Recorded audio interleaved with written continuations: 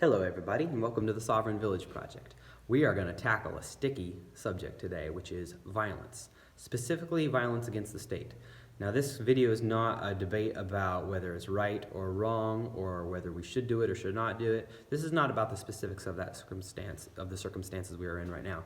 This video is very specifically about just the general moral concept of violence.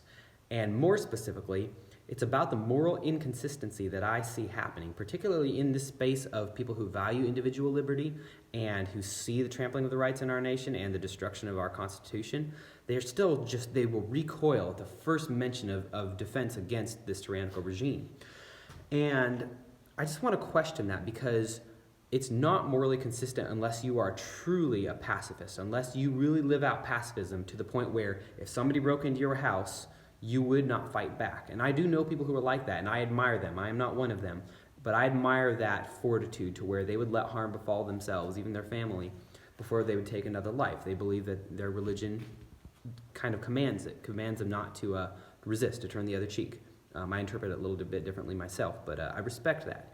However, the vast majority of people who are objecting anytime I make mention of defense against the state, they are not pacifists. They support violence.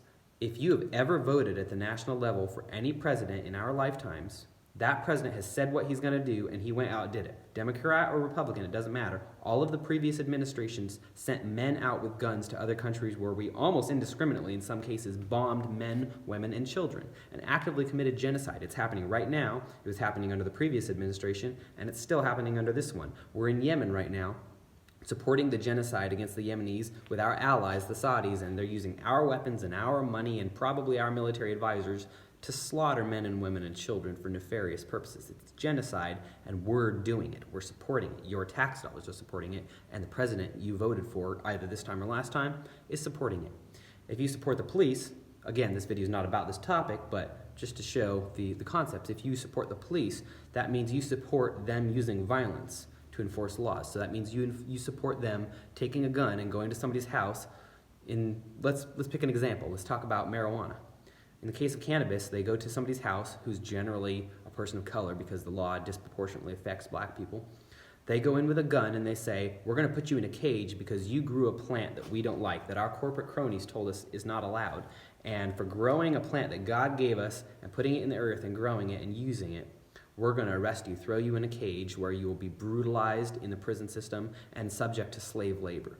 So you support that violence if you support government. You support genocide and war, and I could go on and on and on and list very specific, very real instances of the government using violence against people.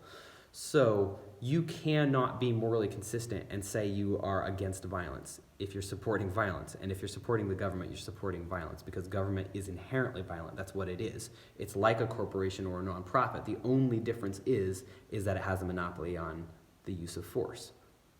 That's literally the only thing that sets the government apart from the Salvation Army. After all, they both help homeless people, right? But one takes somebody's money at the point of a gun to do it. The other doesn't. So ponder that if you are finding yourself recoiling at the thought of violence. Now, of course you should. Violence is not good. This is not a video about how violence is good or how, we should necessarily grab our guns right now and start marching towards capitals. It's just that you need to be morally consistent. If you're going to be a pacifist, then truly be a pacifist and stop voting, withdraw from the system, stop paying taxes, and when they come to arrest you, just go with them. That would be pacifism. And pacifism carries steep consequences, so really I have a lot of respect for anybody who can go down that route. It's a rough route if you're truly being a morally consistent pacifist. But if you don't agree with that, if you think that self-defense is sometimes justified, and particularly if you think it's okay for the government to use violence the way it does, then you have no grounds by which to criticize people who posit that violence may be the only answer to stopping this tyrannical regime. I personally believe that violence against Hitler is justified. I believe that violence against Stalin or Mao would be justified. I believe that any time a government uses violence against innocent people, that government should be removed by any means necessary, and that includes force. I'm honest with this, and I'm open about it.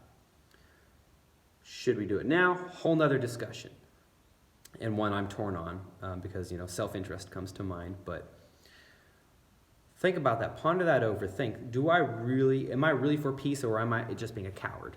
am I just so scared of the state that I'm not willing to say what needs to be said, which is that tyrants should be overthrown? So just some food for thought on this beautiful day, everybody. I hope you're all staying safe and being well.